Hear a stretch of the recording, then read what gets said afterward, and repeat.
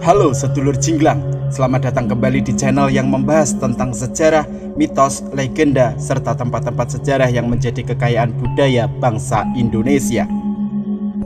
Bagi kalian yang baru menemukan channel ini, jangan lupa untuk subscribe terlebih dahulu ya, sebagai dukungan agar kalian tidak ketinggalan dengan informasi yang terupdate. Assalamualaikum warahmatullahi wabarakatuh. Salam Rahayu, Om Swastiastu, Namo Buddhaya, salam kebajikan.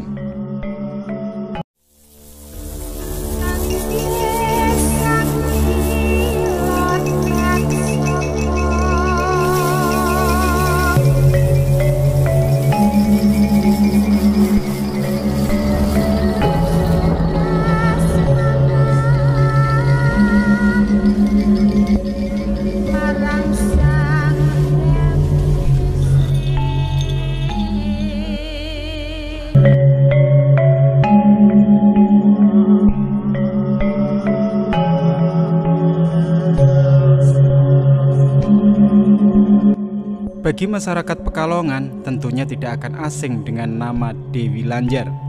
Dia adalah jin cantik penguasa laut utara Pekalongan. Lantas siapakah sebenarnya Dewi Lanjar itu? Mari kita simak kisah dari legenda Dewi Lanjar.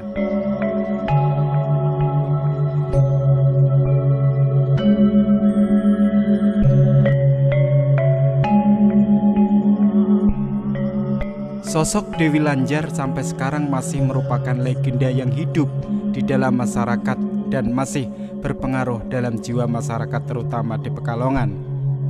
Dalam segala peristiwa seringkali dihubungkan dengan Dewi Lanjar ini. Contoh saja apabila ada anak yang sedang bermain-main di pantai hilang, tentu mereka berpendapat bahwa si anak itu dibawa oleh Dewi Lanjar. Dan apabila dapat diketemukan kembali, tentulah si anak menyatakan dirinya tersesat di suatu daerah atau suatu keraton yang penghuni-penghuninya juga seperti kita-kita ini. Mereka mempunyai kegiatan membatik, berdagang, menukang, nelayan, dan lain sebagainya, yang tidak ubahnya seperti di dalam kota saja. Daerah tersebut dikuasai oleh seorang putri yang cantik, dialah Dewi Lanjar.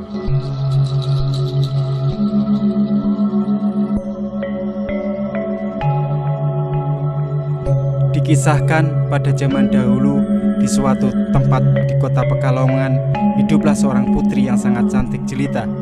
Sampai sekarang masih menjadi pembicaraan penduduk. Tempat yang terkenal dengan nama Dewi Roro Kuning. Adapun tempat tinggalnya tiada dapat diketahui secara pasti. Dalam menempuh gelombang hidupnya, Dewi Roro Kuning mengalami penderitaan yang sangat berat. Sebab dalam usia yang sangat muda, dia sudah menjadi janda. Suaminya meninggal dunia setelah beberapa waktu melangsungkan pernikahannya. Maka dari itulah Dewi Roro Kuning kemudian terkenal dengan sebutan Dewi Lanjar. Lanjar sebutan bagi seorang perempuan yang bercerai dari suaminya dalam usia yang masih sangat muda dan belum mempunyai anak.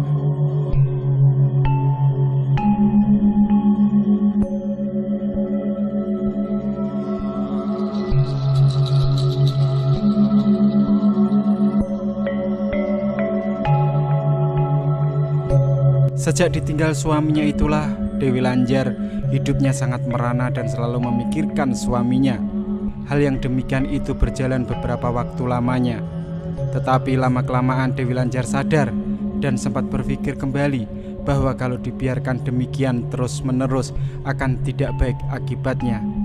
Maka dari itulah ia kemudian memutuskan untuk pergi meninggalkan kampung halamannya, merantau sambil menangis hatinya yang sedang dirundung malang.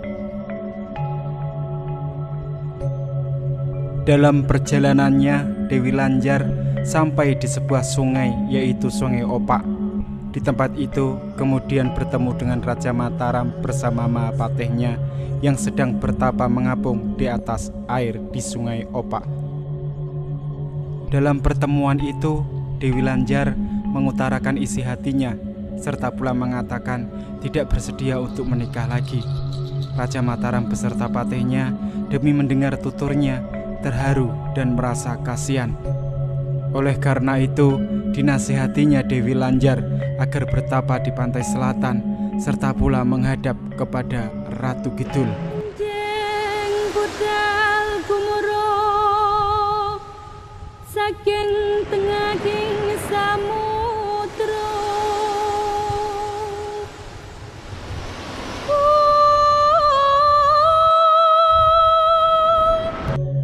Setelah beberapa lama, mereka berpisah serta melanjutkan perjalanan masing-masing.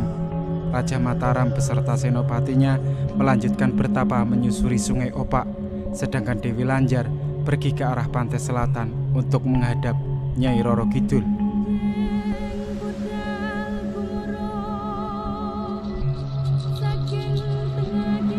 Setelah sampai di pantai selatan, Dewi Lanjar mencari tempat yang baik untuk bertapa. Karena ketekunan dan keyakinan akan nasihat dari Raja Mataram itu, akhirnya Dewi Lanjar dapat moksa dan dapat bertemu dengan Ratu Kidul. Dalam pertemuan itu, Dewi Lanjar memohon untuk dapat menjadi anak buahnya, dan Ratu Kidul pun menerima.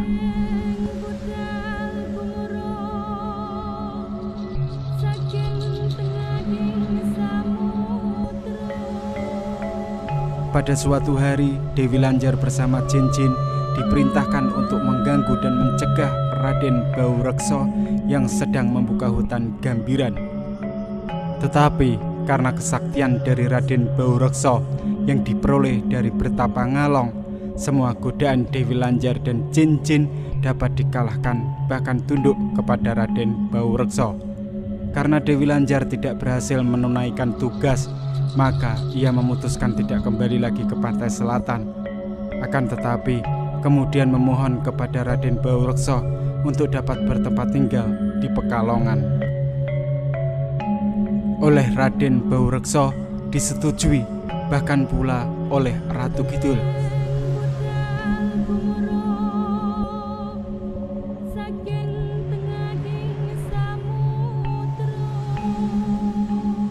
Dewi Lanjar diperkenankan tinggal di pantai utara Jawa Tengah, terutama di Pekalongan.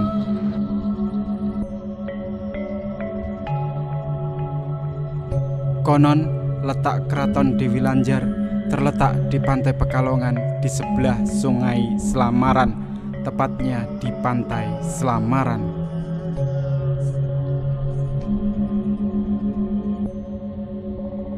Demikianlah legenda tentang Dewi Roro Kuning atau Dewi Lanjar. Apabila ada kesalahan kata, mohon maaf yang sebesar-besarnya.